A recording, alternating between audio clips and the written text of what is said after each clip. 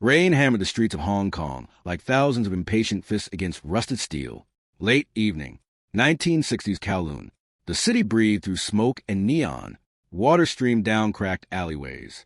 Red signs flicker above crowded streets where gamblers, dockworkers, fighters, and drifters disappeared into the wet darkness beneath hanging wires and leaking rooftops. And somewhere below that restless city, beneath the noise of traffic and thunder, a different kind of storm was gathering. You will not survive my first move. The sentence rolled across the underground arena like distant artillery. Not loud, not theatrical. Heavy, the kind of voice that made people stop touching their drinks.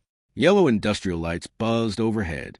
Cigarette smoke floated beneath the ceiling in slow-moving layers, turning the room into something half-real, half-dream. Humidity clung to the concrete walls. Sweat mixed with tobacco in the air until breathing itself felt thick.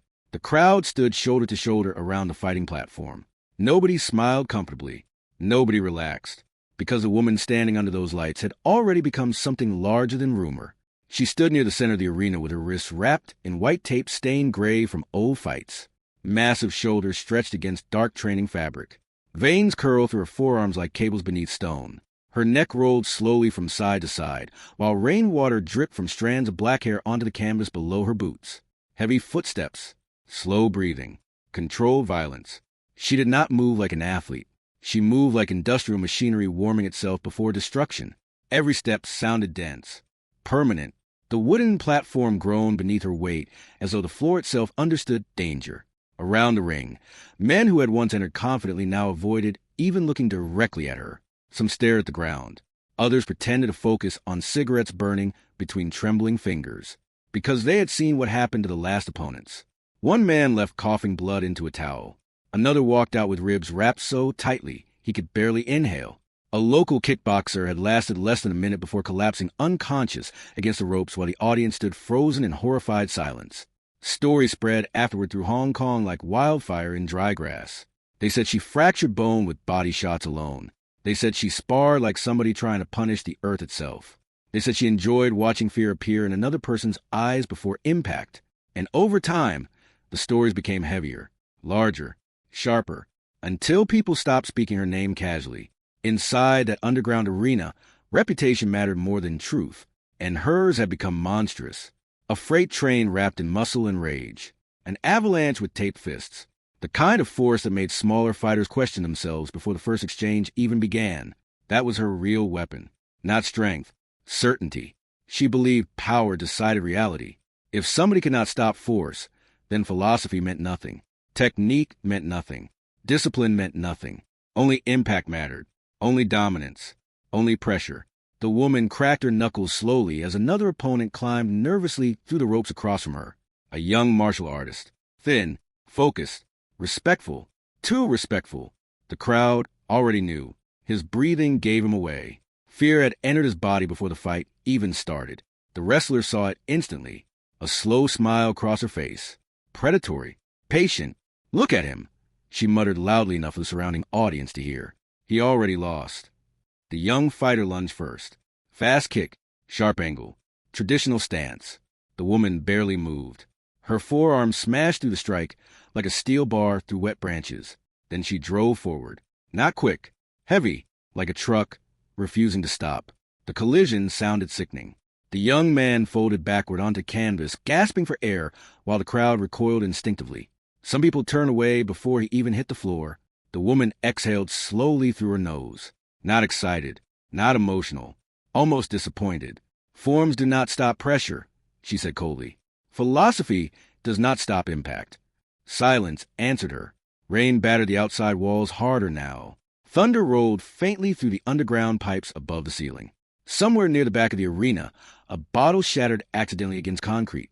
Nobody reacted. The room belonged to her. Completely. And she knew it. That confidence had become visible in the way she stood. Chin raised slightly.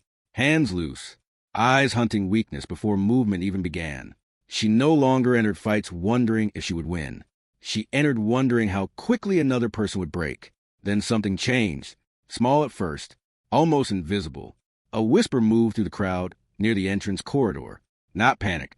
Not excitement. Recognition. The kind that spreads quietly. One man leaned toward another and murmured two words beneath the noise of rainfall and smoke. Bruce Lee. The reaction was immediate. Heads turned. Conversation stopped midway through sentences. Even the atmosphere itself seemed to tighten. The wrestler noticed instantly. Her eyes narrowed. "Bruce Lee?" she repeated, amused. A few nervous laughs scattered through the audience. One older spectator lowered his cigarette, slowly without taking his eyes off the entrance. Another man folded his arms tightly, suddenly unable to look relaxed anymore. The woman laughed harder now, not because she found it funny, because mockery was dominance. "And where is this famous little philosopher?" she asked. "Hiding behind stories." Nobody answered immediately. That silence irritated her more than insults would have. She stepped closer to the edge of the platform. Rainwater dripped from her hair onto the wood beneath her boots. "I have crushed men twice his size," she continued. "And you bring me a performer?" Her voice echoed across the concrete walls. "That man," she scoffed. "He looks like the wind could break him."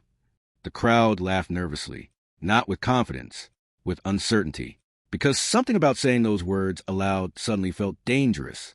Then a voice emerged quietly from the back of the room. He accepted. Everything stopped. No music, no movement. Even the rain outside seemed distant for one strange second. The wrestler's smile faded slightly. Not fear, not yet, but curiosity. She rolled her shoulders once and stared toward the dark entrance hallway, leading underground from the street above. Footsteps approached.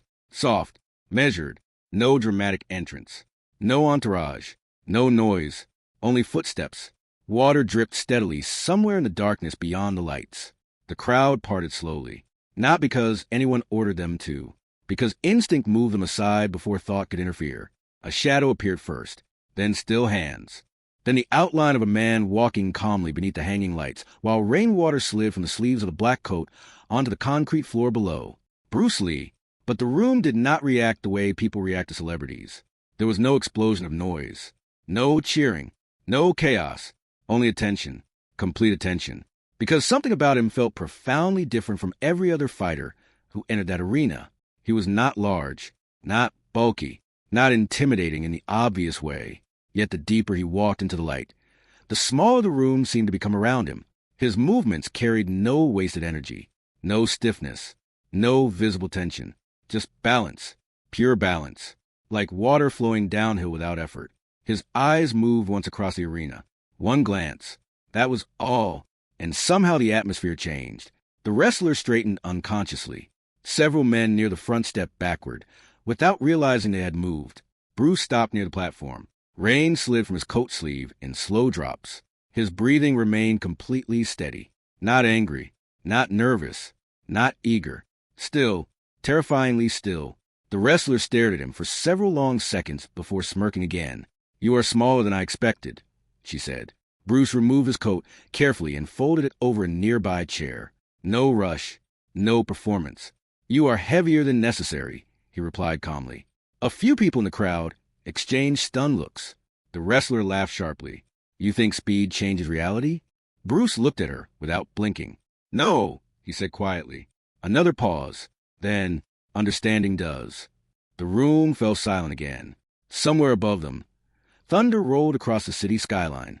The wrestler stepped closer now, towering over him physically. Massive shoulders, thick arms, raw force wrapped in confidence. She leaned downward slightly. "You will not survive my first move." Bruce finally lifted his eyes fully toward hers. No hostility, no ego, only impossible calmness.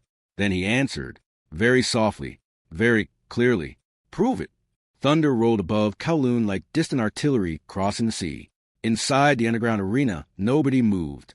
Nobody spoke. Bruce Lee's final words still hung in the smoke-filled air like the edge of a blade suspended inches from skin. "Prove it." The female wrestler stared at him from across the platform, her chest rising slowly beneath the harsh yellow lights. Rain hammered the narrow basement windows harder now, rattling the glass in uneven bursts while humidity crawled across the concrete walls like sweat. The room felt smaller, tighter, as though the building itself understood something irreversible was approaching. The wrestler cracked her neck once. A sharp sound, violent. Her boots groaned against the wooden platform as she began pacing in slow circles around him. Massive shoulders rolled beneath damp fabric. Taped fists opened and closed rhythmically at her sides. Pressure, Everything about her radiated pressure. She looked like war preparing itself. Bruce did not move, not even slightly. His hands rested loosely near his hips, breathing calm, spine relaxed, eyes focused without tension. The hanging lights reflected faintly against rainwater, still clinging to his dark hair and sleeves. The contrast unsettled people more than open aggression would have. She burned hot. He remained cold. She looked like impact. He looked like inevitability. One spectator near the back swallowed hard and whispered something under his breath. Another man quietly stepped farther away from the platform, as though instinct warned him distance mattered, because nobody in that room truly understood what they were about to witness. The wrestler stopped pacing. Slowly, she flexed her fingers. The tape around her knuckles tightened like white ropes around stone. "When I move forward," she said, her voice low and dangerous, "people panic." Bruce watched her carefully. No expression changed across his face. That is because they moved backward. The silence afterward felt physical. A ripple passed through the crowd. Not loud, not visible, but real. The wrestler's jaw tightened slightly. For the first time that evening, somebody had interrupted her rhythm without touching her. Most opponents reacted emotionally to intimidation. Bruce reacted structurally, like a man observing weather. That difference began crawling beneath her skin. Outside, rainwater streamed down neon signs and flooded narrow alleyways. Thunder flashed pale light through the high basement windows for half a second before darkness swallowed the room again. The audience looked between them uneasily. The size difference alone felt absurd. She outweighed him heavily. Her arms looked capable of crushing through brick. Bruce stood lean beside her, narrower, lighter, calm to the point of unreality. Several people genuinely feared they were about to watch him get hurt. Badly. One older man near the front shook his head slowly. "He is too small," he muttered. Nobody argued, because logic belonged to her. Every visible advantage belonged to her. Mass, strength, reach, power. She looked capable of tearing through walls. Bruce looked almost fragile beside that kind of force. Almost. The wrestler suddenly stepped forward. The wooden platform boomed beneath her weight. "You still have time to walk away," she said. Bruce remained motionless. "So do you?" The crowd froze again. The woman smiled slowly. But there was strain beneath it now, a crack beginning to form. Then she moved. No warning, no build-up. Violence exploded from her body like a dam collapsing. The charge was terrifying, which shook beneath each step as she drove forward with horrifying momentum, shoulders lowered like a bull smashing through gates. Her fists came forward, carrying the full weight of her body behind it.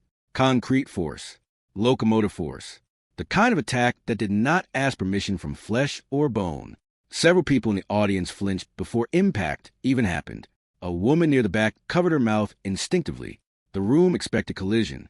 Instead, Bruce disappeared sideways. Not dramatically, not with theatrical speed. Minimal movement, a shift, precise. His body rotated inches outside the attack line, while one hand guided her momentum past him with almost casual efficiency. That was all. No wasted motion, no strain. Yet the wrestler stumbled violently past empty space, her fists smashing against the ropes hard enough to shake the entire platform. Gas erupted through the arena. Nobody understood what they had just seen. The attack had looked unstoppable. Bruce had moved as though he already knew where it would end before it even began. The wrestler spun around instantly, fury flashing across her face. She attacked again. Faster. A crushing hook toward the ribs. Bruce intercepted it before completion. A sharp crack echoed through the room as his forearm redirected the strike off angle. Before she recovered, his fist snapped forward into her shoulder. Pop. Short. Compact. Precise. The wrestler staggered backward in visible confusion. Not damaged. Disrupted. Bruce lowered his hand calmly. The crowd stared. That punch had barely traveled. Yet the sound it produced echoed like wood splitting under pressure. The wrestler attacked harder now. Another hook. Another rush. Another burst of brute force driven by growing frustration. Bruce flowed around every movement, not retreating, not clashing, guiding, redirecting, cutting through openings before they fully appeared. He moved like water slipping through cracks in stone. Every strike arrived without warning. No tension, no preparation. One moment stillness, the next moment impact. A fist against the ribs, a palm against the chest, a low kick collapsing balance. Each strike small, efficient, terrifyingly accurate. The wrestler's breathing changed. At first it came controlled, measured, Now it arrived heavier, sharper. Her nostrils flared. Sweat rolled down her forehead and dropped from her chin onto the wooden floor below. For the first time all night, she looked uncertain. Not fear of pain. Something deeper. Fear of helplessness. She could not touch him. That realization spread through her nervous system like poison. The harder she attacked, the calmer he became. The faster she moved, the more effortless he appeared. It felt impossible. The crowd sensed it too. Nobody shouted anymore. Nobody placed bets. The room had entered another emotional state entirely. People watched in complete silence because they no longer felt they were witnessing a normal fight. They were watching understanding dismantle force in real time. The wrestler roared suddenly and launched forward again with raw aggression, overwhelming technique completely now. Her fist crashed through the air with enough violence to end the fight instantly if one landed. Bruce slipped past the first strike, intercepted the second, countered the third. His movements blurred beneath the industrial lights. Not flashy, efficient, like instinct refined beyond ordinary human hesitation. The wrestler swung harder. Bruce stepped closer. That shocked everyone. Instead of escaping force, he entered it, inside her range, inside her structure, inside the storm itself. For one strange second, everything slowed. Rain hammered the windows. Smoke drifted beneath the lights. The wrestler threw one final attack fueled entirely by rage and desperation. Every ounce of strength behind it. Every humiliation. Every fragment of wounded pride. A killing blow. Bruce stepped inside the strike. Silence. One movement. One sound. A sharp impact cracked through the room like bamboo snapping in half. Bruce's fist stopped against her centerline. Perfectly aligned. Perfectly timed. Perfectly controlled. The wrestler froze. Her eyes widened. Not dramatically. Not theatrically. Like somebody suddenly realizing gravity exists. Then her legs gave out beneath her. The giant collapsed slowly onto platform. Not defeated by overwhelming violence. Defeated by understanding. The arena remained completely silent. Nobody celebrated. Nobody moved. Even breathing felt inappropriate. The wrestler lay staring upward beneath the industrial lights, while rainwater tapped steadily against the basement windows somewhere beyond the smoke. Her chest rose unevenly. Her mind struggled to process what her body already understood. Bruce stepped backward quietly. No raised fists. No victory pose. No arrogance.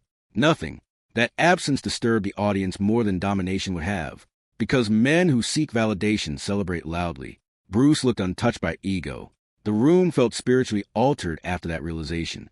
An older spectator slowly removed his glasses and wiped them with shaking fingers as though trying to confirm reality. Another man whispered only one sentence. I have never seen control like that. Bruce looked down at the fallen wrestler. For a moment, nobody knew what would happen next. Humiliation seemed inevitable. The crowd expected triumph, mockery, punishment.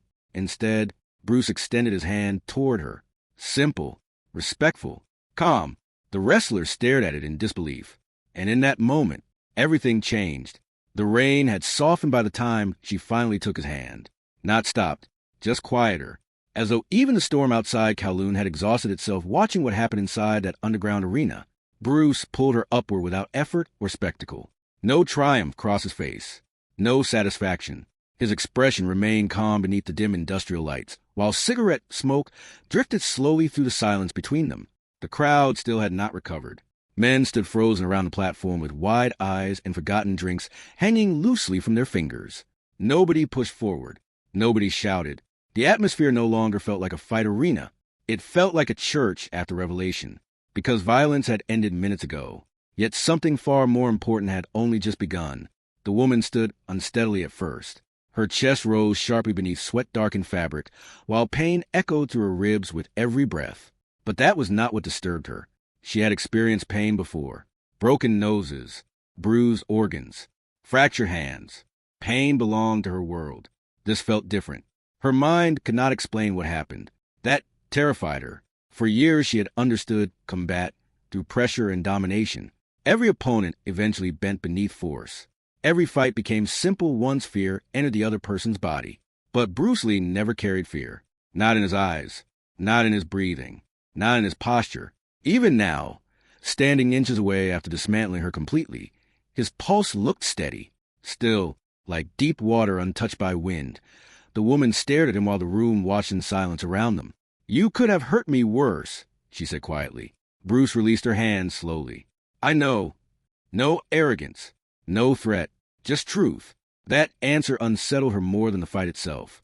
A few moments earlier, she had entered the platform believing she was the storm, the unstoppable force, the machine that overwhelmed flesh and confidence alike.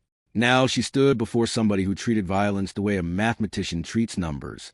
Calmly, precisely, without emotion clouding judgment. The wrestler lowered her eyes briefly, trying to steady her breathing. Rainwater tapped softly against the narrow windows high above the arena. Somewhere near the back wall, somebody extinguished a cigarette inside a glass bottle with a faint hiss. Nobody laughed anymore. The room had changed after that. Completely.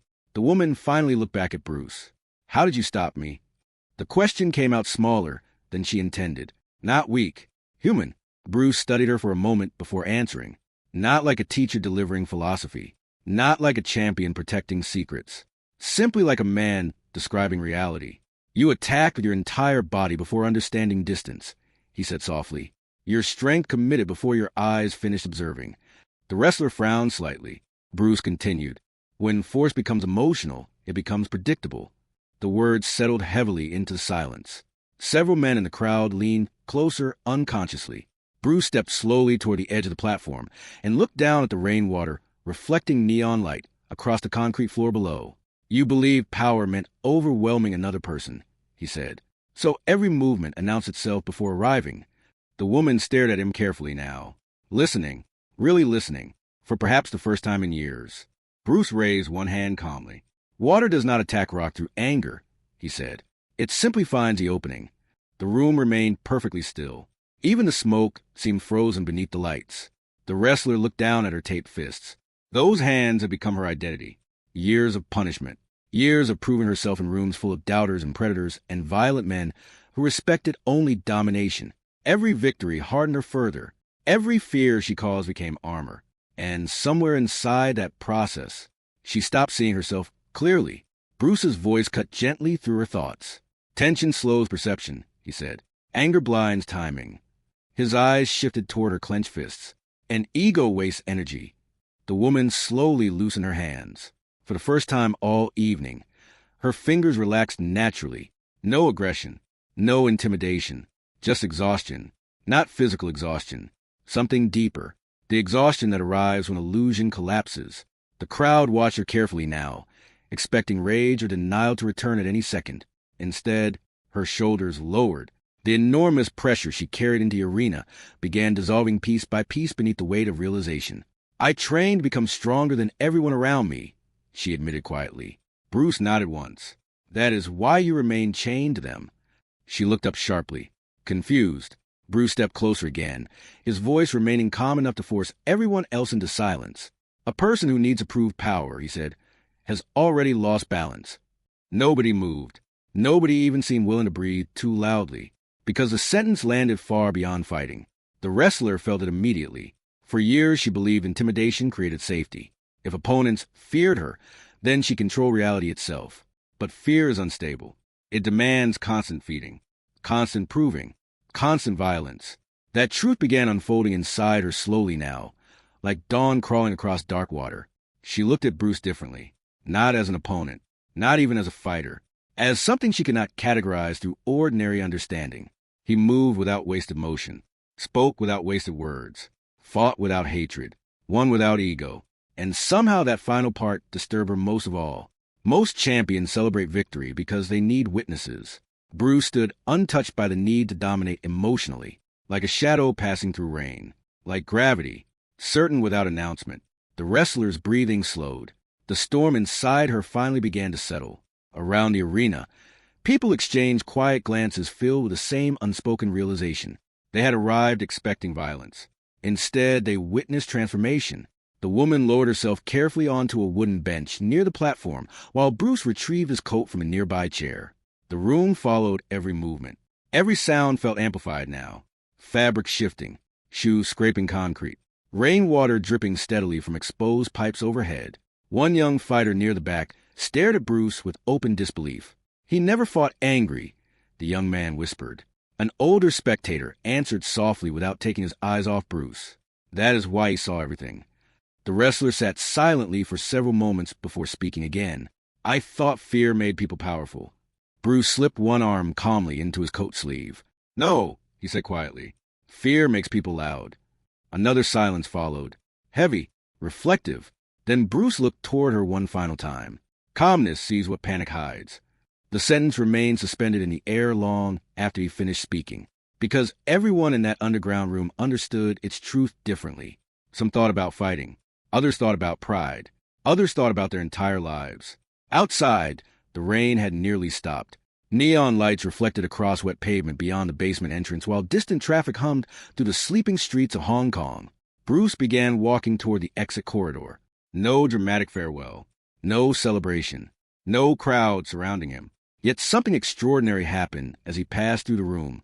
People instinctively moved aside. Quietly, naturally, like water separating around the bow of a ship. His footsteps echoed softly against concrete, while smoke curled to the yellow light behind him. Not angry, not nervous, not rushed.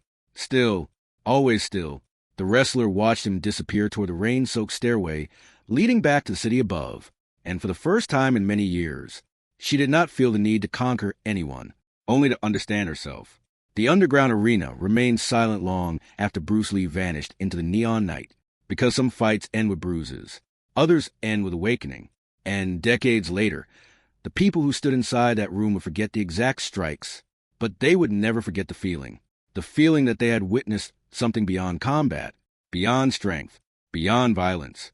They witnessed what happens when understanding meets force, and force realizes it was blind the entire time, because true mastery does not scream, it does not posture, it does not rush to dominate the room. It watches, it waits, it sees, and sometimes the calmest person standing in silence is the most dangerous person alive. Some fighters break bodies, others break illusions,